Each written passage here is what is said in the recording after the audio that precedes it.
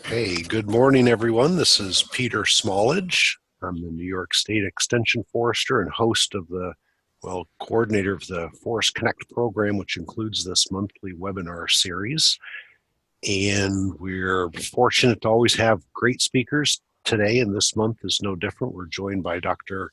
Tony D'Amato, who's at the Rubenstein School, the University of Vermont. And Tony has done lots of great things with forestry over the years, and had a chance to start interacting with Tony on a project earlier this year. And so I used that as an occasion to exploit him for a webinar, and he agreed.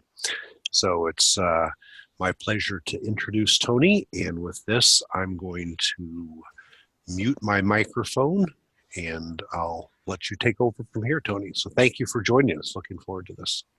Thanks, Peter. Thanks for the opportunity to present, and thanks everybody for logging on today. Certainly here in Vermont, it's a beautiful sunny day outside, so I hopefully will waste an hour of your time, and then you can go outside and enjoy what is one of our first nice spring days.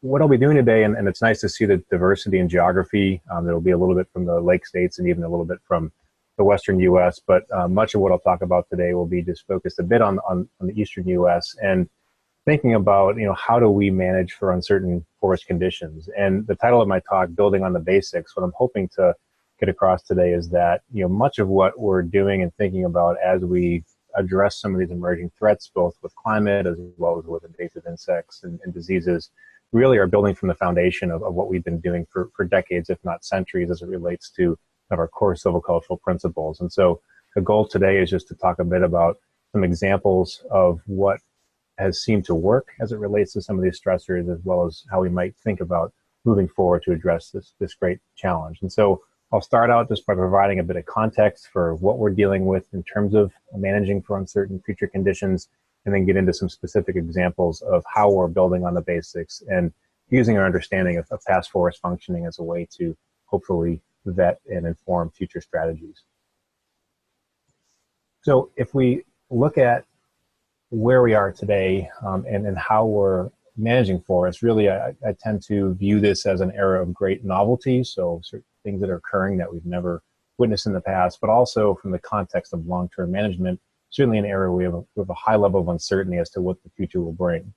And so from a climate emphasis, certainly there's been some concern and even recent examples over extreme precipitation events, both those that are calling in from Oregon and Washington, as well as certainly here in the Northeast.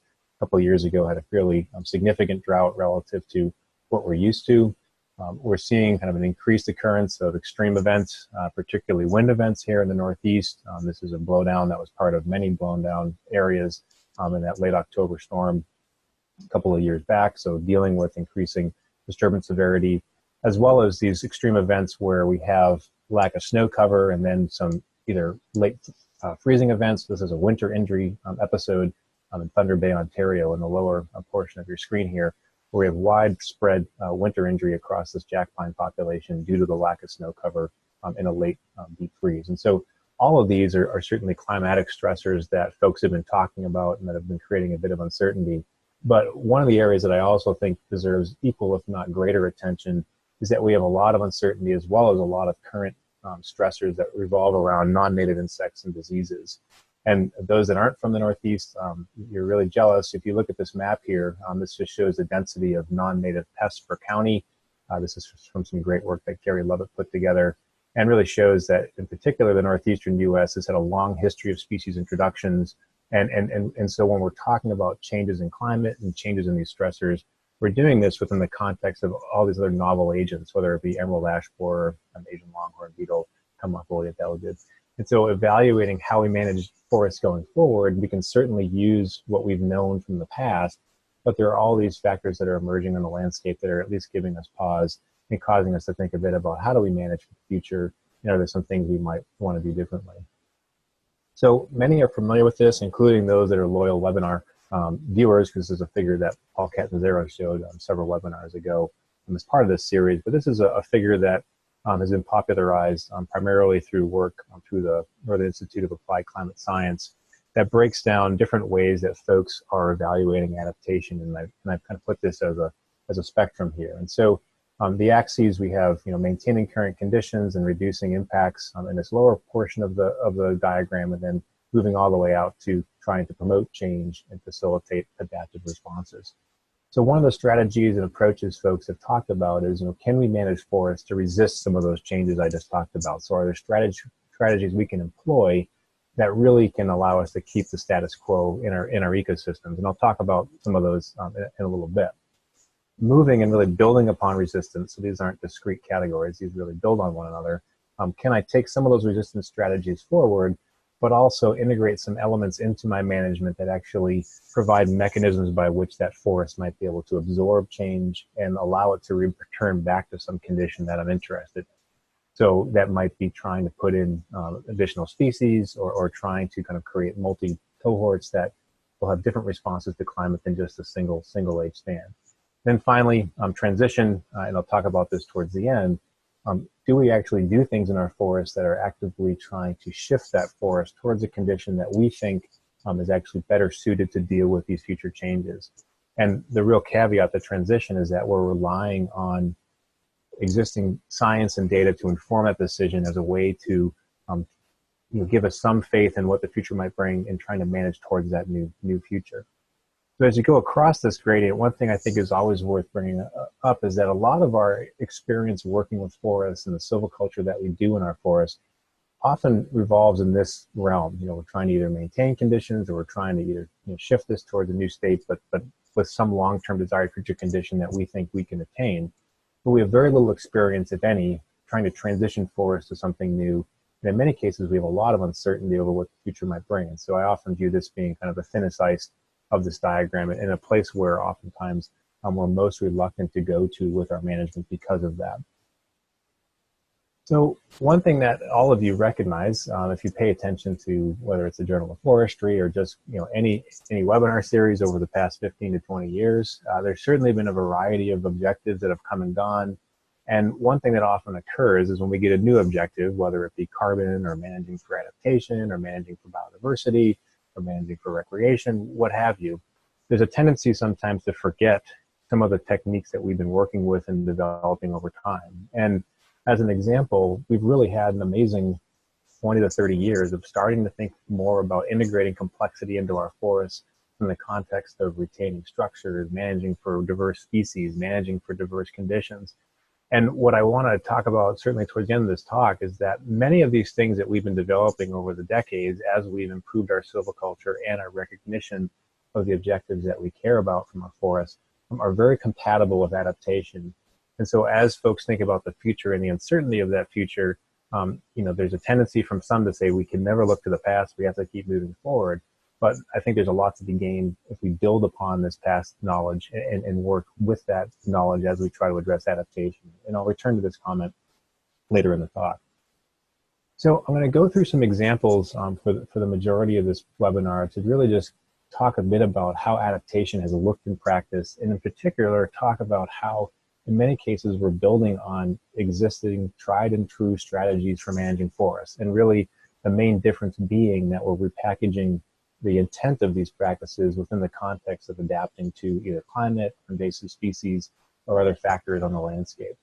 And I'm going to start with discussing drought. And it's nice to have a wide geography, because depending on where you are in the US, certainly drought may be more important than in other regions. And so I'll talk about managing within the context of addressing future extreme precipitation events, in this case, lack of precipitation, and then get into discussing some specifics as it relates to integrating resilience and transition into our regeneration methods in our forests.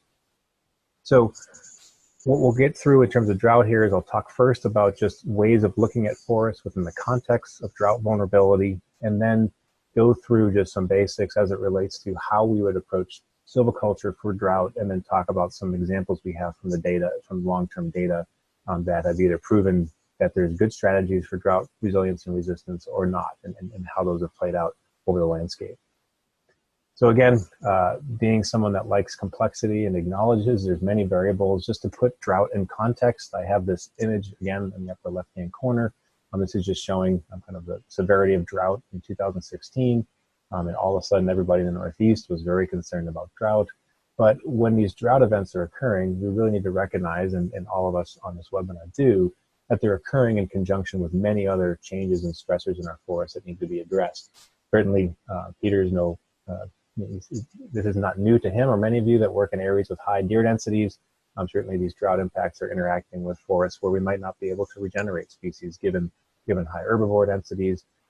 Here again, an example from the Northeast, where we have high levels of beech competition in many of our forests due to beech bark disease, high levels of competition from species like case-scented fern due to herbivory and other dynamics, as well as, again, things like emerald ash borer operating in the landscape. And so as I go through this and talk about drought, bear in mind, I recognize there are many other things that are happening in our forest, but specifically looking at drought impacts through the lens of how do we manage this forest going forward.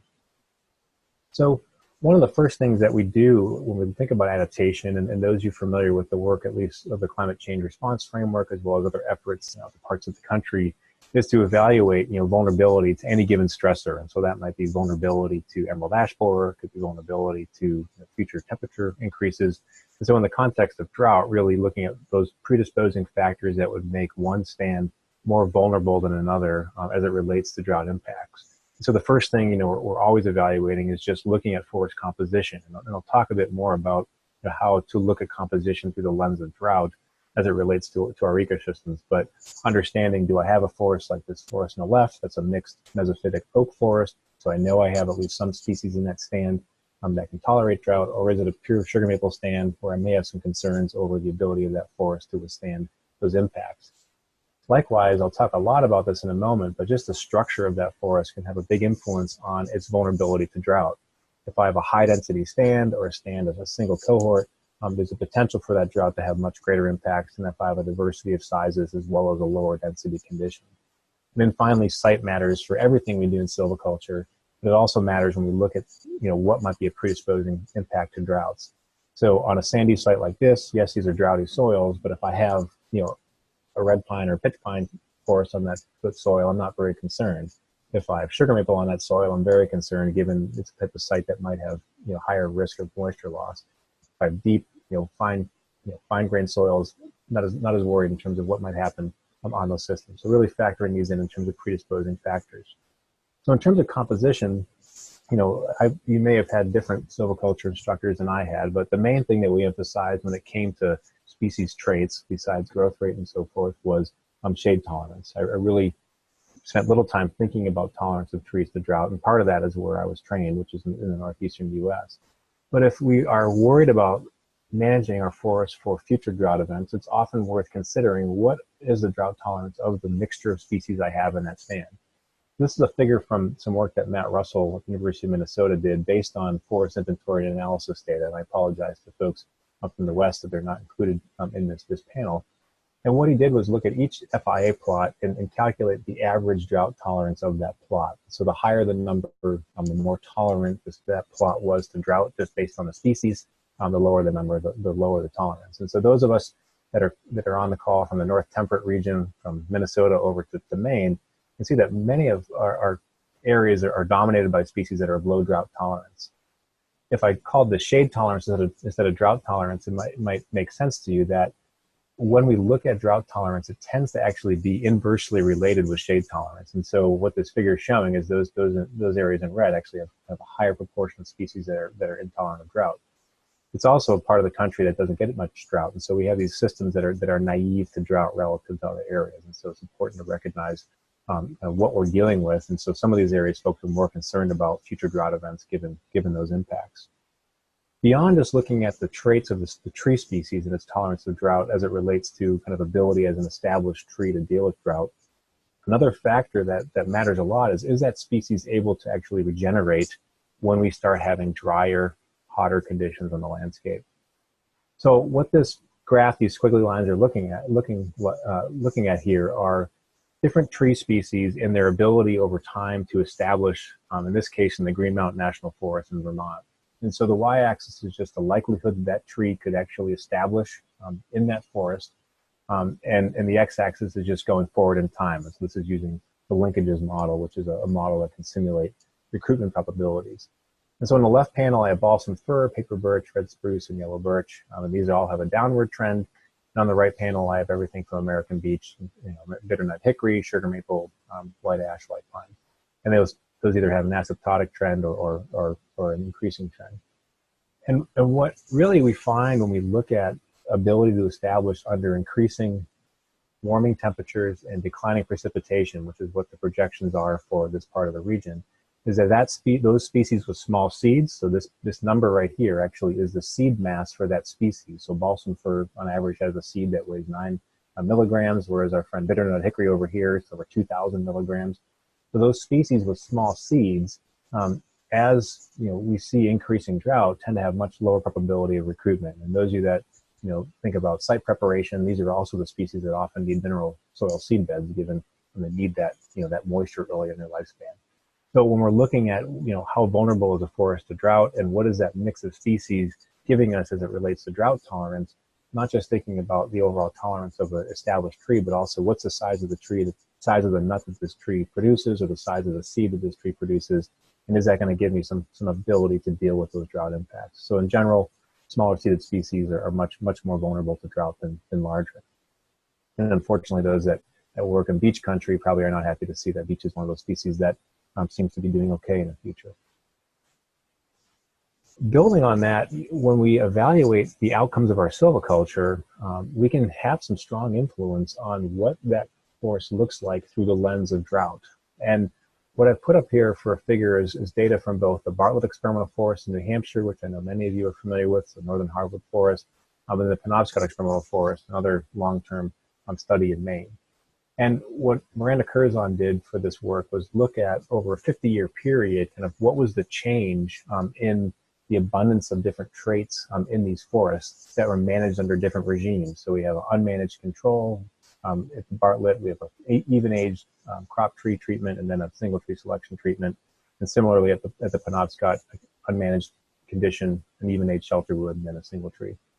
And what we generally see is that the single tree selection over time actually reduces the drought tolerance of the forest. And again, now that you're experts in drought tolerance and its relationship to shade tolerance, it's fairly clear what's occurring is, the more they're doing single tree selection in this forest, the greater the abundance of shade tolerant trees, which might be a great thing if it's sugar maple.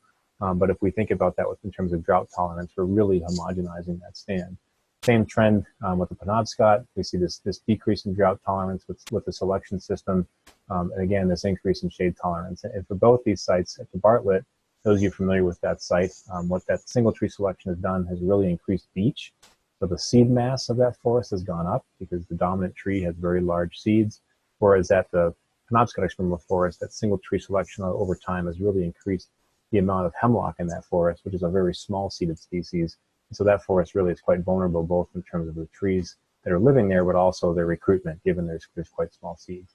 So as we look at our regeneration methods and the species we're encouraging, oftentimes we're looking at that through the context of habitat value, the species mix from a marketing perspective, but also, that species mix can have a strong influence on, what is the vulnerability of that stand over time in terms of its composition and the impacts of drought. So in terms of looking at silvicultural options as it relates to drought, if I'm lucky enough to be working in a system, so again, those of you in the central hardwood region, or certainly those of you, if you're on the east side of the Cascades and other areas where you already have, a mix of species, both drought tolerant and drought intolerant, if there's concern over what the impacts of future, dry periods and warming periods are going to be on tree vigor and recruitment, and you're dealing with even age stands, either young stands, so this would be done with pre-commercial tending treatments, or if we're actually dealing with middle-aged stands, you're working with commercial tending treatments, using intermediate treatments in those stands to try to discriminate against less tolerant species. And so if there's an opportunity to favor more drought-tolerant species during cultural treatments early on in that stand's life, or as you're thinning that stand, selecting against some species that may be less tolerant, it's certainly one option. The other option is that, over time, if you're increasing the vigor and representation of these drought-tolerant species, when it's time to regenerate those stands, using methods that can actually favor that drought-tolerant component. And something that's often lost, and I'll return to this a bit, is that these drought-tolerant species often need much larger openings for regeneration than our drought-intolerant species, which again would be our very shade-tolerant species. So when we're looking at regeneration methods to increase the representation of some of these species like oak, cherry, using larger openings will become quite important. As an example, this is a shelterwood harvest in the lower left-hand corner on the Green Mountain National Forest, where they were hoping for oak, but actually got pretty heavy sugar maple back, just given there wasn't enough light, and also there wasn't enough oak present prior to that harvest being made to actually recruit it. Pushing this more towards the resilience and transition side of things, we're seeing more and more, and I realize that there's many on the call that on the webinar that are in places where planting and direct seeding is pretty normal, but in the Northeast, it's certainly not something we've done very regularly in the past 70 years since the CCC period. And so what we're now seeing in some cases, if there's not a drought-tolerant species present on the site, some folks have considered using direct seeding. So this is a direct seeded oak on a site in the Northeast Kingdom of Vermont, as well as planting. Here's a bitternut hickory being planted as a way to at least increase the representation of that drought-tolerant component in the stand. So I'm going to finish talking about drought within the context of one of the main basics that we do in the forest, and that is thinning. And so, we've always thinned forests, and the reasons have primarily been to both capture an early financial return from that forest, but also to increase the vigor of the residual stand, increase resources available to the remaining trees, for forest health and growth perspective. And so within the context of drought, there's been a lot of interest, can I thin the forest? And is thinning a way to actually minimize some of these time periods where that forest might have very high competition for moisture given a drought event. So what we've been doing is looking retrospectively at a lot of long-term studies to evaluate, in the past, has there been evidence that thinning and other silvicultural regimes have been more effective than others at minimizing the impacts of both past drought events, past insect outbreaks, and so forth. And to do that, we've been really taking advantage of the amazing array of long-term silviculture studies that the U.S. Forest Service has established across the country, although our focus has been on these 8 U.S. Forest Service experimental forests. And the reason why we've been excited to work in these areas, many of you are familiar with these sites, is that we know the management history over time. We have repeated measurements over time in these areas. And so we can look back in time in 1950, 1960, when we know a drought was occurring, and have a lot of knowledge about what that forest looked like as well as how it was managed. And so what we did was take increment cores from whole plots, so core all of the trees to generate over 7,000 tree ring samples to allow us to look at a year-to-year basis how these forests have been growing historically and how that might have differed depending on their density as well as depending on the droughts that they may have been experiencing. So just to start with a simple example, this is some work from the Penobscot Experimental Forest, again, a part of the world we might not think as having lots of droughts, but those of you from the Northeast may remember the 2001 drought. Not only was it a very dry drought, but also it was a very hot summer. Many point to this as being one of the more extreme drought events that we've had since the 60s in this part of the world. And what we did was we looked during the 2001 drought and said, which stands showed kind of higher resistance to that drought, that is, there was no impact of the drought, versus those stands that may have shown kind of some impact, reductions in growth and mortality. And so this figure is using this resistance index, and really what that is just a measure of kind of the growth during that drought relative to the growth prior to the drought. And so a resistant stand would just grow the same as it did, if not better, during that drought event, whereas a stand with lower resistance would actually have a value below 1, so that it's not growing as well during that drought event. And how these are arrayed, these are all individual plots that we cored and calculated this index for. And I have them arrayed based on % of the maximum stock, so max SDI. And what you see is, these stands that were maintained at lower relative densities, these happen to be stands being managed with even age management, in general were more resistant to that drought. And as we increased in density, and particularly the high density unthinned stands, we saw growth reduction. So just showing kind of that potential relationship. To expand on this a bit further, if we look at this across a wider range of sites, and those of you that are in the Northeast, this is a very dry part of the world that we're going to be talking about here. So looking at pine forests from Fort Valley Experimental Forest in Arizona, Black Hills Experimental Forest, so both these being ponderosa pine dominated, and then the Cutfoot Experimental Forest in Minnesota, this site being red pine dominated. We were interested in seeing, across these 3 different sites that really represent various levels of aridity, do we see this importance of density in regulating how resistant and resilient a forest is to drought? So using a similar approach, and this again, we have 3 sites. So this is Minnesota, South Dakota, and Arizona.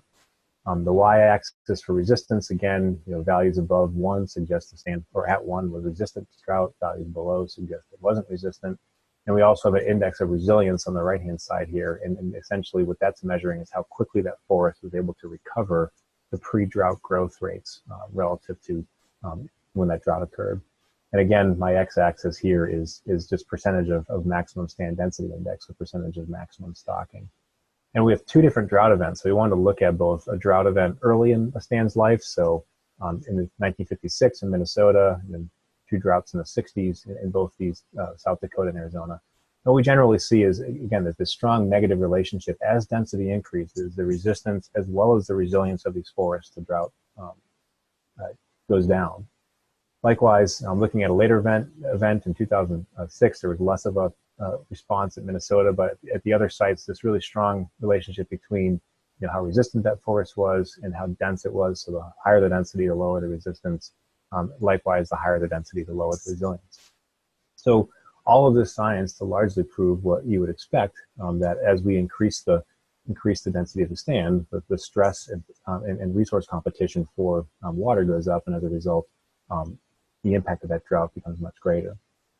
Just to drive that point home, that we really didn't have to waste all that time on the research, if we plot vulnerable stand conditions onto the stocking chart, and so this is from some research done at the Birch Lake Plantation on the Superior National Forest in Minnesota.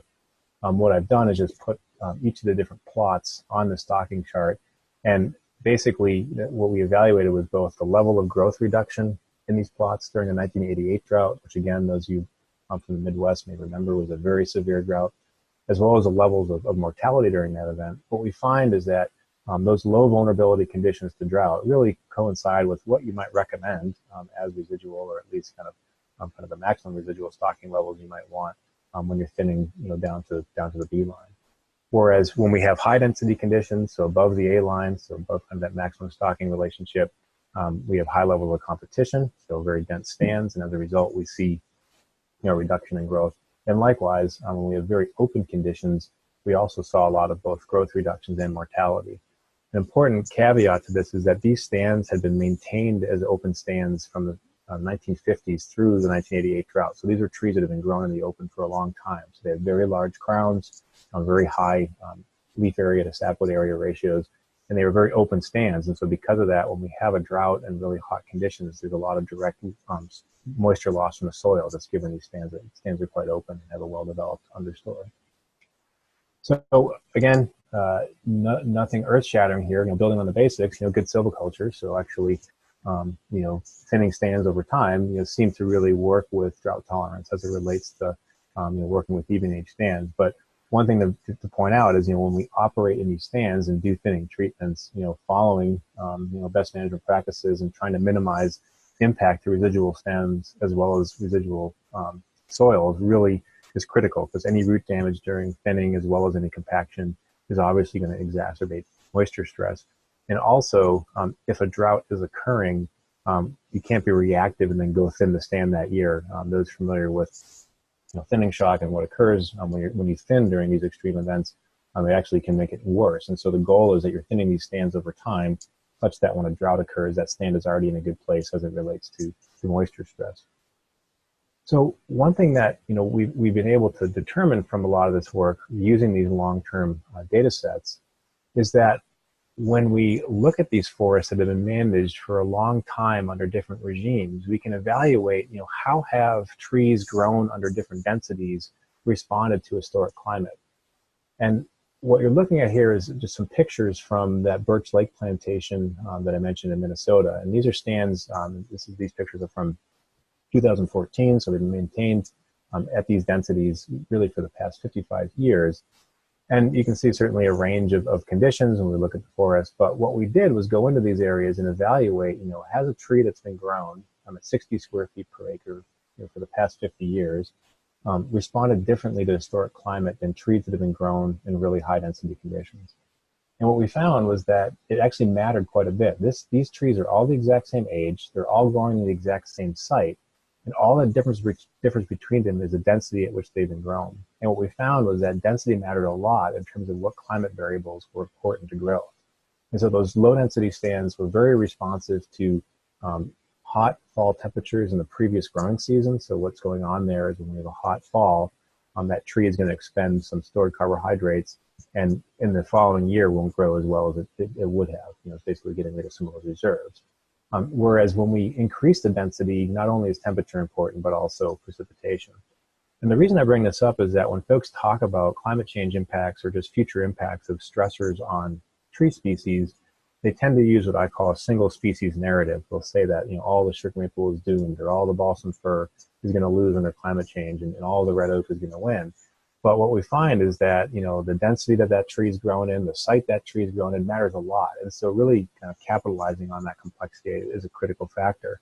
And what it speaks to is, even at the stand level, if I have a complexity of sizes, even within the same species, I'm creating a complexity in the response of that tree to climate. And so single structured stands certainly can respond quite uniformly to climate, but having a diversity is quite critical.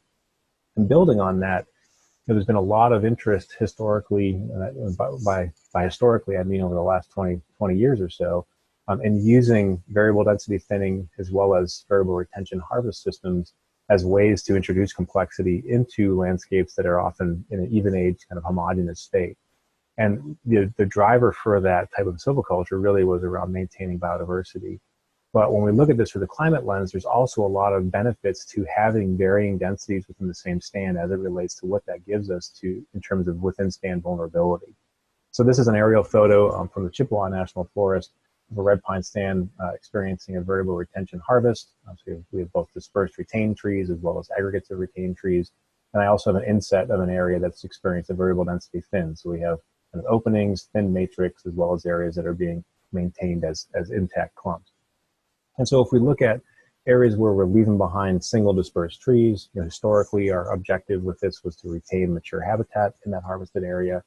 But through the lens of adaptation, these are also trees that are likely going to have lower drought sensitivity. On the flip side, they might have higher vulnerability to wind, but in fire-dependent areas, these are going to be more open areas, so there's less continuity in fuel, so lower fire vulnerability. If we look at retaining clumps of trees, again, the main objective for this historically was to kind of retain some interior or semi-interior habitat within a harvested area. But now what we've also done is left an area with a higher density that might have greater drought sensitivity, but at the same time lower vulnerability to wind, and also greater selection pressure over time.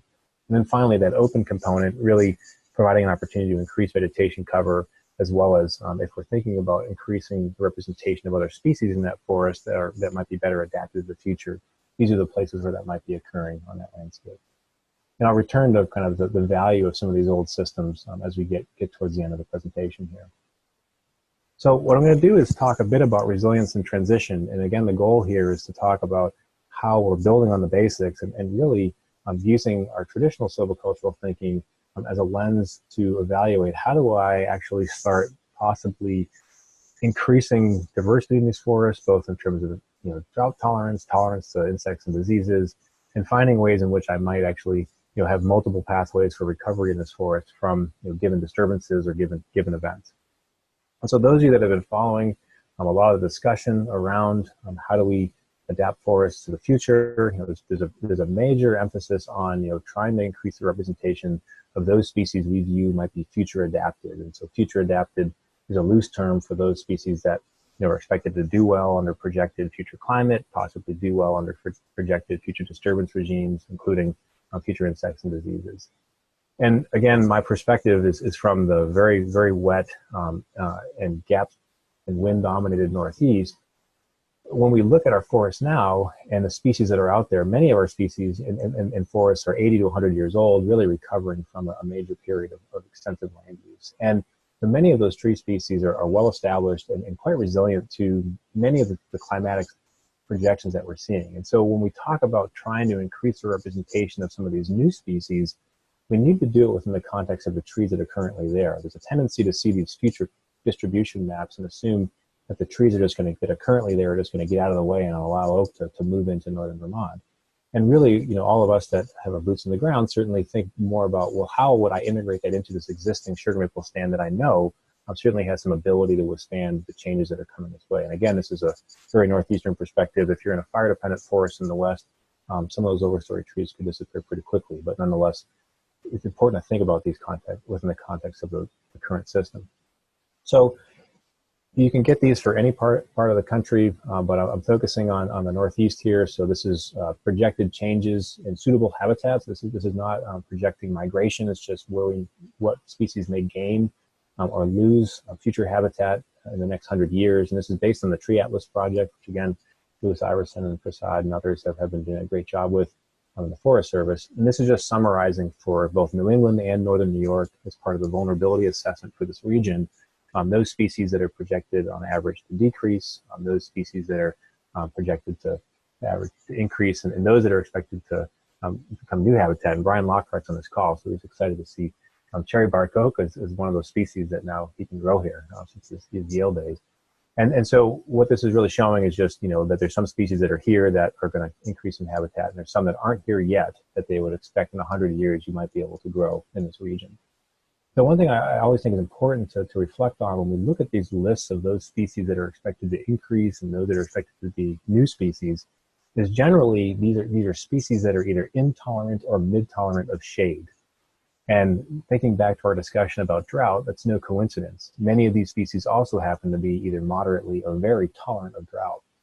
And when we reflect on our silviculture and a lot of what we do in the Northeast, at least, is that much of our silviculture and many of the species we tend to favor, whether in the spruce fir systems or in the northern hardwood region, really are tolerant.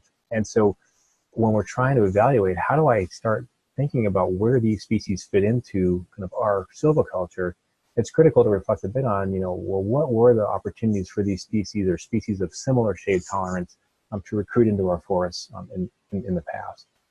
And Craig Lorimer in particular has done a lot of great work on this in Wisconsin, where he's found, and again, this is speaking to our northern hardwood systems, that these mesoscale kind of moderate severity wind events, so where we have these blowdowns that may generate, in this case, we have a number of gaps and then the amount of gap area. They might have a lot of small gaps coming from that wind event, but there's also some very large gaps that, maybe several acres in size. They still have some structure within them, but it was those large gaps that were part of these wind events that were really important for maintaining species like yellow birch and certainly less tolerant species like paper birch, big tooth aspen on the landscape. And so when we're evaluating kind of how do I integrate some of these future adapted species into our forests that really are well adapted to these fine scale disturbance events, looking to these wind events and kind of comparable silviculture would make a lot of sense. So one simple example of that, again, those of us in the Northeast are well vetted in the long-term work that's been done at the Bartlett Experimental Forest around using patch selection harvest. And so we use that term several ways in the Northeast, but as kind of applied within northern hardwood forests, we're often thinking about this being creating larger openings where all of the pre-existing beech is being felled, so creating kind of a clean regeneration substrate for a new cohort. And over time, we're managing that stand using area regulation, so regenerating things in patches. And so we were interested in trying to kind of put larger gaps into these forests, and this is large by southern New England standards, as a way to increase diversity in these systems and really work against the beech. And this is a study in Western Mass. You see an aerial photo of some of those openings, and in conjunction with these openings, there are various levels of retention, either leaving nothing in the gaps or leaving all the cull as dead wood or leaving a few legacy trees as structure. My main reason for showing this is that really the intent of this study was to increase the representation of intolerant and mid-tolerant trees more as an alternative to beech. But when we look at this regeneration through the climate lens, we can also see some of the benefit of increasing the representation of those species in the landscape. And so what this figure is depicting is just the sapling regeneration, post-treatment. So we have an unharvested control and then different levels of either remove everything in a 3rd acre area with no retention, remove everything in a 3rd acre area, leave behind a couple of mature trees, and then remove everything and leave dead wood. And then what I've done is just put a negative or a positive above the species, depending on if it's supposed to increase or decrease under projected climate change. And so the unharvested stand, dominated by beech, no surprise to those of you familiar with this part of the world, is a very vulnerable state as it relates to future climate conditions. The patch selection stand, really, if we look at this within the context of increasing kind of the profile of climate responses, unfortunately still is a high component of both beech as well as, in this case, striped maple, but it's now increased the representation of other species, both red maple, black birch, black cherry, that are expected to do well in the future. And so if the goal was to actually manage the stand from an adaptation perspective, the next entry into the stand might actually use some sort of cleaning treatments to favor some of these climate adapted species as a way to increase their representation over time and diversify that stand structure. Taking it a step further, there's a lot of work now looking at even trying to use deliberate planting to increase representation of these future adapted species. And we have a large project in northern New Hampshire called the New England Adaptive Silviculture for Climate Change project. And the only reason I'm bringing this up is less to talk about the species we're planting and more to talk about the context in which we're planting them. And that is, the only places we're planting trees are in these larger kind of 1 acre openings as part of these continuous cover or regular shelter woods. And so we're not just planting everywhere in the landscape, we're really thinking about where does the recruitment of these species fit into the natural functioning of a northern hardwood forest. And it's certainly not within single tree fall gaps. So I'm happy that there are some folks from the Lake States on this webinar that can relate to the unique context for ash in that ecosystem, that part of the world. And I'm going to finish with an example related to looking at both resilience and transition as it relates to a very novel stressor, and that is the emerald ash borer that I guess 33 of the states that could be on this call are familiar with that insect. But really, the unique context for this in the Upper Lake States region, where we have large areas of black ash swamps, sometimes covering hundreds of acres, where 95% of the composition is black ash. And so when we look at these forests within the context of introduced insect like emerald ash borer, it's a highly vulnerable condition. And the real concern is not only losing the ash, so all of that ash dying, but these are lowland forests. And so the real concern is that if all those ash die, the water table will actually bounce up, and so we'll have kind of higher levels of saturation, and over time get a condition like this where it's really hard to support any tree cover on that site. And so we have this novel stressor that's now affecting this forest, and one of the ideas is, can we actually do things to increase the diversity of these forests such that they'll be more resilient and better adapted potentially to deal with emerald ash borer? Can we actually get other trees to grow on the site? And so a naive suggestion might be, well, let's just clear cut all the ash and plant new species and kind of get it out of the way. But again, all of us that are students of silviculture know if we want to evaluate the best opportunity to introduce diversity into the forest, it's often worth looking back at, well, what were some of the historic windows of opportunity for other species besides ash to get into these systems? So just to drive that point home, this is an age structure of an old growth black ash swamp. So yes, there's a lot of ash, and there's even old growth ash in Minnesota. What we're looking at here is an age structure based on 325 increment cores, so a lot of age data. And it's just showing kind of the, when there were periods of recruitment, so when trees began their lives, so the black bars are black ash. And so the first take home is these are strongly uneven age forests, which suggests already that even age silviculture might not make sense. And then when we actually see recruitment of other species, and in this swamp, it was actually recruitment of both fir and light spruce, as well as recruitment of some cedar and elm. It's occurring when there's kind of these canopy gaps being created. And the reason I'm pointing this out is that it's showing that when other species are recruiting into these ash swamps, there's overstory trees present. And the reason that's important is that having those overstory trees present actually is keeping that water table down, right? Those overstory trees are still using water. And so when other trees are trying to recruit into that forest, it's a less harsh condition than if we were to totally liquidate all the ash and let that water table bounce. And so what we've been doing is trying to evaluate different strategies. These aren't the crop circles in northern Minnesota. These are experiments that just happen to be laid out with a strong preference for spherical forms. And this is a large study where we're looking at different options for managing black ash swamps within the context of emerald ash borer. And so we have intact, beautiful, when the mosquitoes aren't out, controls. We have kind of the preemptive, let's cut all the ash in response to emerald ash borer clear cuts. And then also looking at group selection, so trying to actually use regeneration methods that are more consistent with the natural dynamics of these forests. And then finally, girdling all the trees in place to kind of do our best job as impersonating emerald ash borer. And as part of this, there's a lot of planting going on to try to get other species into that forest. And I'm not going to read through the laundry list of species that we have up here, but it's a range of species that are both currently on site in low abundance, as well as species that are not currently on site, hackberry and swamp-white oak being those two species that we're also introducing to these areas. And then these plus and minuses just indicate are those species projected to do well in the future or not based on climate projections. So if I look at 3 species that are currently found in this part of the world, so found in these swamps, so we have northern white cedar, black spruce, and red maple. I would lose my job if I was a reforestation specialist. Everything did pretty poorly, although the red maple a little bit better. But what we generally find is that if we look at the areas where we're manipulating, the selection systems always do better than the clear cuts. And in general, the clear cuts always have the lowest level of survival.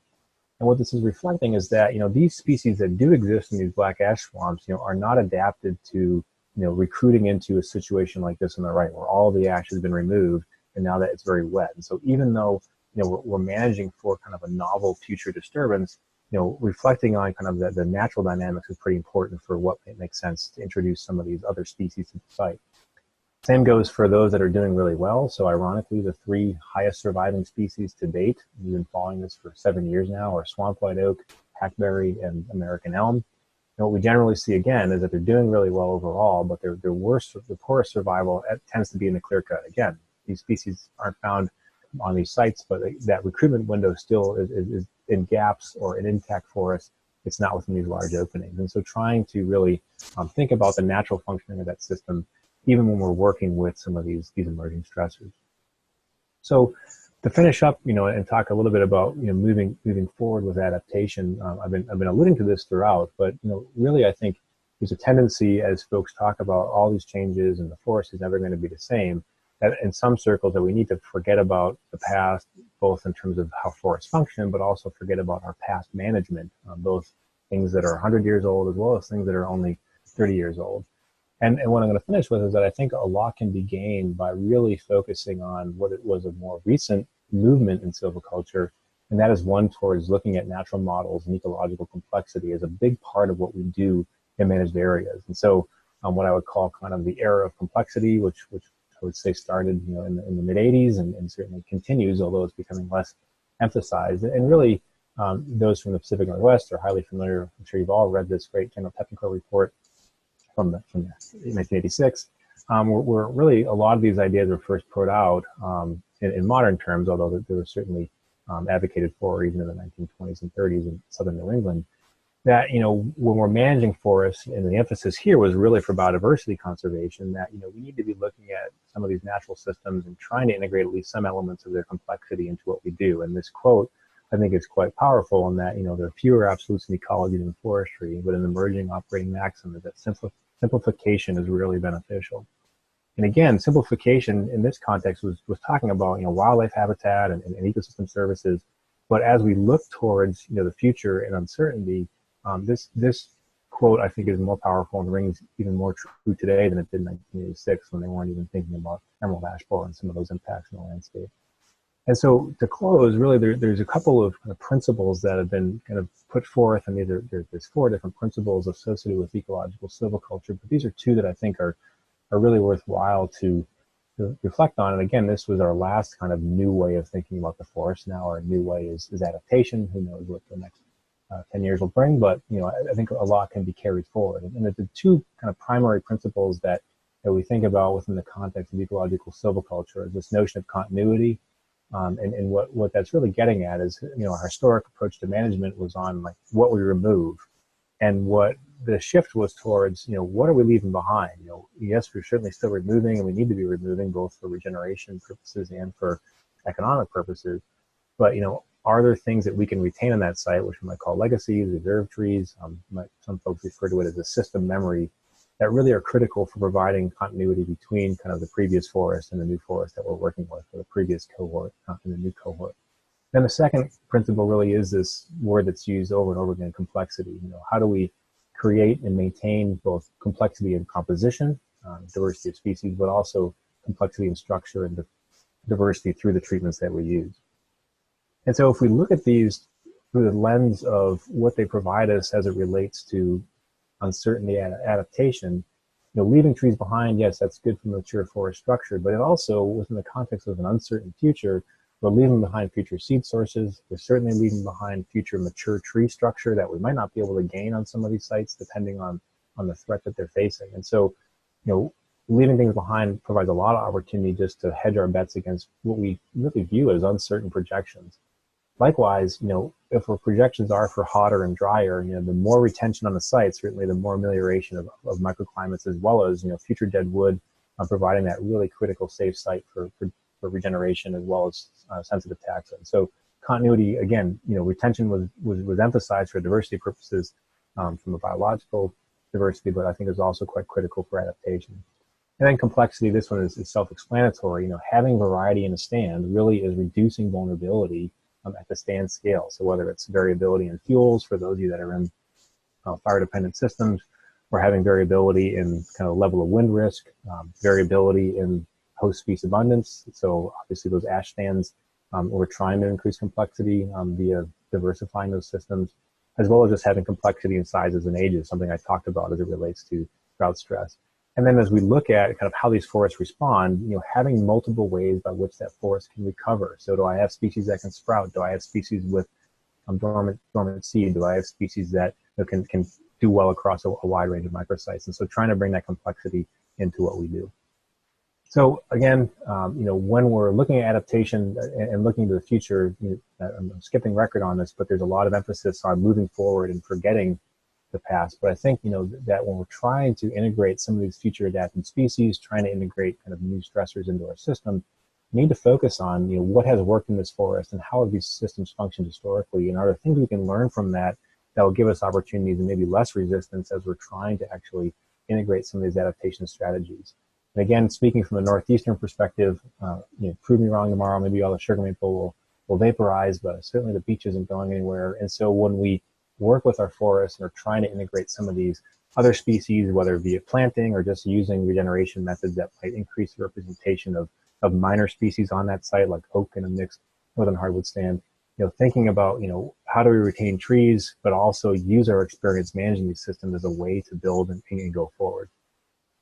So a lot of folks help with this work. And so we certainly especially want to acknowledge the U.S. Forest Service Northern Research Station, Brian Palick in particular, but also the Northern Institute of Applied Climate Science and the Northeast Climate Adaptation Science Center, who have been critical partners. And I'm happy to take what questions folks have, I guess, via the chat, if I can pull that up. Yes. Thank you, Tony. That was great. So this is a chance when you all have questions to type them in. I'll ask that you change, the default is that you send a question to all panelists, which means that Tony and I see them. So what I'd like you to do is change it to all panelists and attendees, and then everyone can see the questions. And whether it's Tony or I that's reading the question, or Tony's going to answer all the questions. And then, but we'll read the question as well. But if you just type it so that all panelists and attendees can see it, then the people watching the recorded version will see what's going on with that. And I'm going to lead with the first question. That's my benefit of hosting. And so I'm intrigued by the Tony that you're showing. Oh. I'm not hearing you, Pete.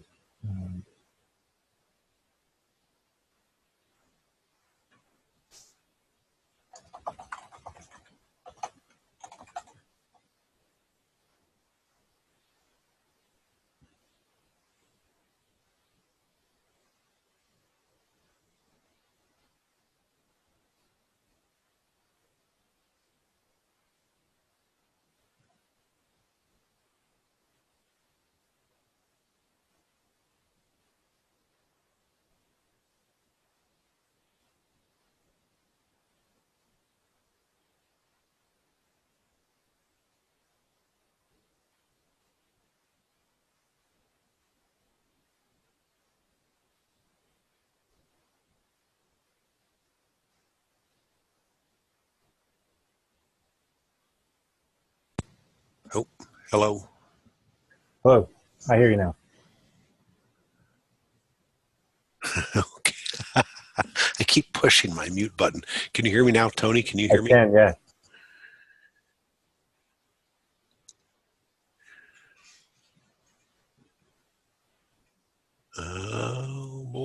All right. Tony, we can't hear you if you're talking. Oh, really? Can you hear me now? Or I can't. Can other people hear me? Okay. They can hear me. They can hear both of us. All right. I can't hear Tony, so I'm going to let...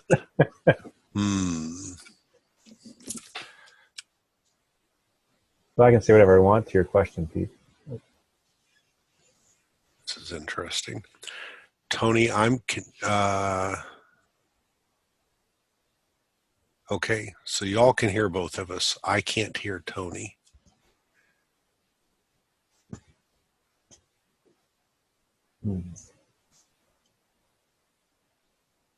Okay, so we all know. So, all right, thank you all. You can hear us both.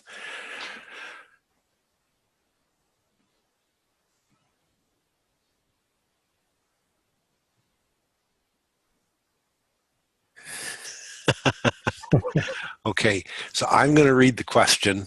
Okay. And then somebody in the audience will say when Tony's done. This is really bizarre. Or when they want me to stop, yeah. All right, moving way to the back.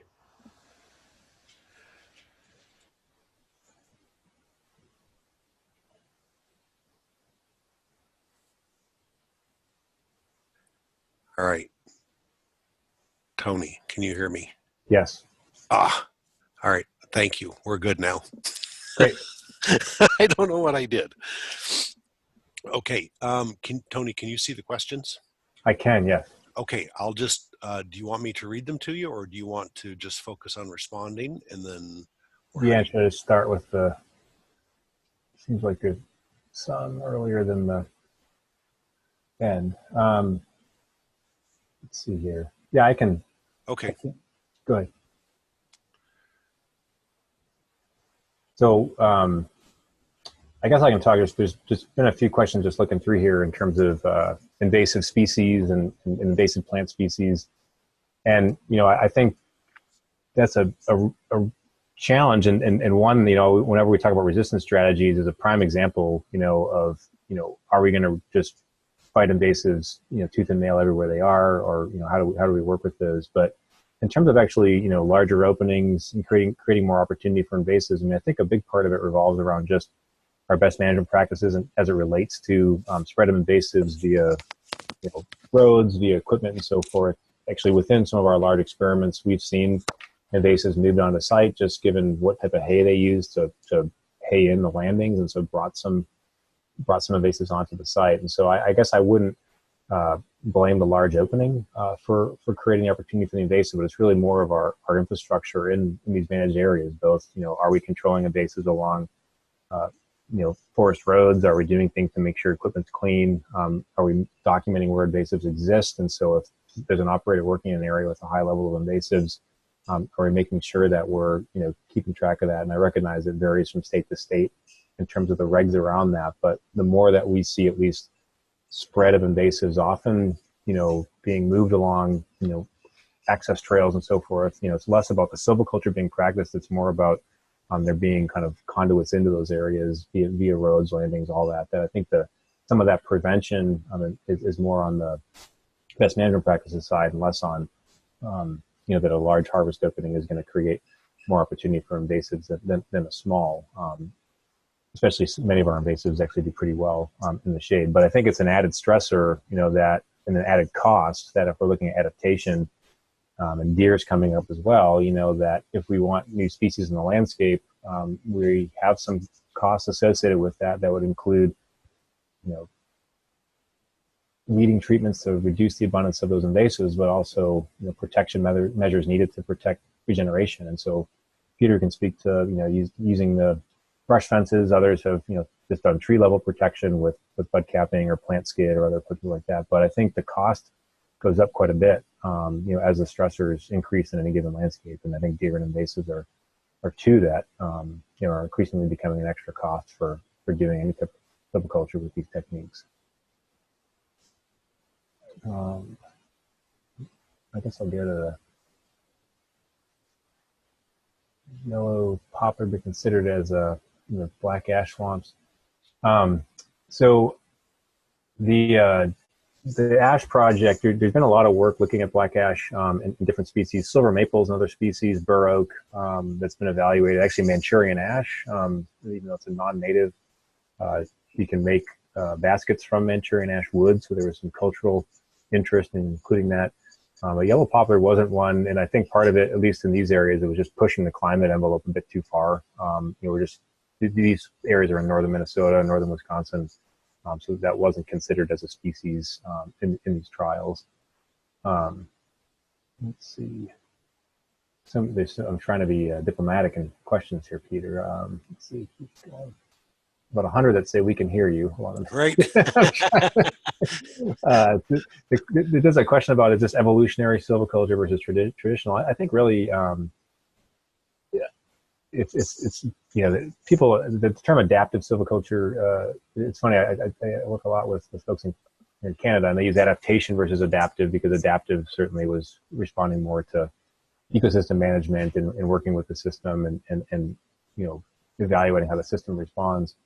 I think, from my standpoint, I really think there is a need to still work with current species composition, and in some cases try to introduce other species onto the site as part of like the wide range. But I'm certainly not advocating for like huge shifts, as much as I've seen Brian Lockhart cheering for cherry bark oak. I'd be a bit uncomfortable with starting to move that into our landscape, and primarily from just a risk standpoint, in terms of the cost and the potential for that forester being wrong. A lot of the projections for future change in available habitat tend to show that those changes really occur about 50 to 70 years from now. So if I was to plant today in response to what is going to be here in 100 years, I'm going to have a lot of failure, which maybe a certain landowner or a certain agency can live with. In a situation like the ash swamps, that's a dire issue. And so there might be, in that case, we're throwing the whole kitchen sink at that, see what catches. And ironically, the two species that are doing well are not currently found in that area. But in terms of kind of moving new species into areas, I still think we underestimate just the level of resilience within our current species, as well as just how, as a tree grows from a seedling to a 300-year-old tree, its ability to withstand and deal with stressors is quite different. And so in my case, I often think maybe some of the more extreme responses of like planting and moving things around might be to, like if we're going to completely lose all the trees in the forest in like a 100-acre area, then yeah, maybe I might be interested in doing things pretty dramatic. But I think there's a lot of value in still trying to work with those existing systems. And in some cases, if you have the opportunity to be wrong every once in a while, adding and planting or sowing as a strategy out there. But completely, trying to evolve the forest, I think we can get in trouble if we start thinking we know the future. It'll blow up in our face pretty fast. There was a question about mitigation and adaptation. I think it's a good question, because obviously when we're looking at trying to maximize carbon versus maximize adaptation, you can be in two very different spaces in terms of forest conditions. Obviously, high stocking stands are very good for carbon, but obviously very vulnerable when it comes to both stress from drought, but also fire, insects, and diseases. And so some of those ideas about continuity, using retention, even this picture we're looking at in the foreground, this is a 20-acre clear cut with retention.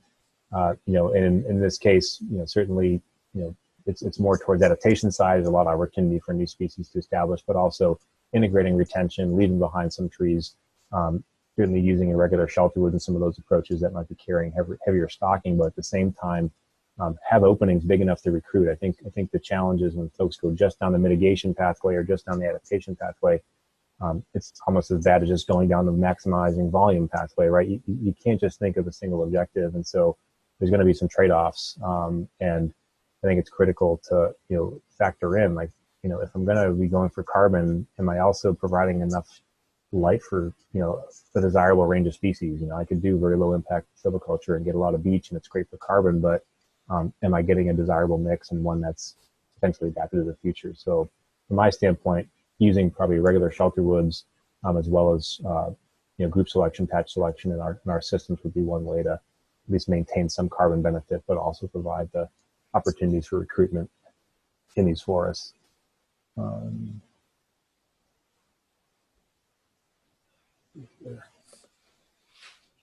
Keep going through these. Sorry to be slow scrolling through.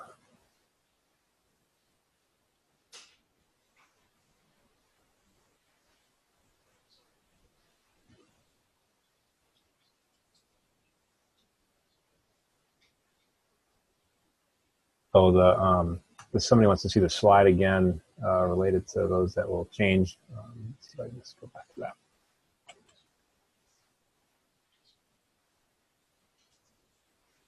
Get busy here. Almost there. So again, I know many are familiar with this. This is part of an effort that's being led by the Forest Service called the Tree Atlas, Climate Change Tree Atlas. If you put that in the Google, you'll land on their website. And it's for the eastern U.S. and it's based off of forest inventory and analysis data. So what they do is develop basically a species distribution model or kind of a climate envelope model for different species based on where they occur now. And then they look at kind of future changes, both the climate, but also they factor in disturbances and so forth. And so this is generalized for the whole New York and northern New England. And there's actually a publication that Maria Genoviak, it's part of the Climate Change Response Framework that the Northern Institute of Applied Climate Science has published that has some really nice summaries on their website of those species they expect to either gain or lose suitable habitat. And I really view these primarily like a zone map for perennials. If you plant, loblolly pine today in my backyard, it might not do well, but if I plant loblolly pine in my backyard in 100 years, it might then have the conditions that it'll survive. So these really aren't migration projections, which I think sometimes is a major misinterpretation when these are shown in map form. You're really just referring to those species that might not do as well, but they're generalizations. And so, sugar maple being a great example. I mean, there's places that sugar maple, north-facing slopes, deep soils that, at the localized scale is going to do just fine. And it's really kind of broader over the entire region. It might lose some habitat. So that's what typically how these are interpreted. And they're quite coarse. And I think they don't factor in the differences in size and all those things I was talking about that are really critical to evaluate.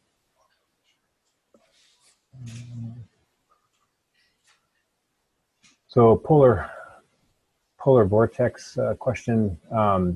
So what, yeah, we in terms of I'd love to get, and people are going to be mad at me in Vermont, but, with emerald ash borer, -30, tends to be kind of a magic number for where it can and can't be.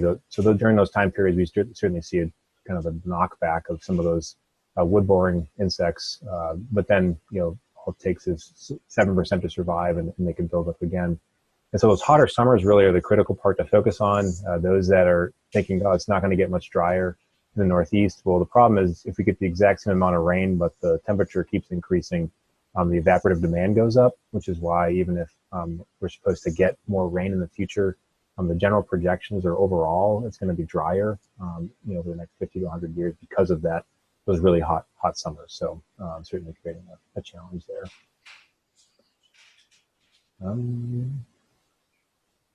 So Tony, there was a question about deer. Does what you're describing, do the deer change that, or do we still manage, to whatever extent we have success managing deer, do we just continue and do the same thing? No, I think, it's another reason why it's a brutal issue. I think historically it was because we couldn't regenerate the species we want, and also lose all of the native vegetation we're interested in. But now when folks talk about, the ability of species to migrate, the ability to actually have resilience in our forests, it's another reason why having that tremendous bottleneck in regeneration due to deer is equally acute. So I think when we're looking at these strategies, in some cases it may take larger openings, it may take investment in protection to actually make it work. Because I think as I try to point out at the beginning, a lot of folks just view climate as the main future change, and they don't recognize that, all of it goes out the window if every single seedling is getting munched that day. So I think from the standpoint of, trying to the best of our ability to, recruit some of those species. So whether it be oak or others that need larger openings, as well as to some degree, greater hunting pressure, which unfortunately doesn't seem to be tipping in that direction. So can we bring in other strategies like, the brush fences that you guys are trying in New York? I'm not as big a fan of like fencing entire areas just because of the cost. And one agile deer can destroy the effectiveness of that. But finding ways to integrate protection into what we do is only going to become more important on this. And I think it's not emphasized enough as something that's going to limit our forest's ability to adapt. Okay. Well, I don't see any new questions. I'll just give some administrative updates. This is recorded, and so it will be posted to the youtube.com/Forest Connect channel. And I will be providing documentation to all of you who requested it regarding continuing education credits. And so you've already done what you needed to do when you registered for the webinar. We've captured all that information. So if there are no other questions, I want to thank Tony very much for a great presentation. And I want to thank you all for taking time today to join us. So I'll wish you all a good afternoon, and thanks again to Tony. Hope you have a great day. Yeah, thanks, Peter. Thanks, everybody, for logging in. Yep. See you soon. Thanks very much. Yep.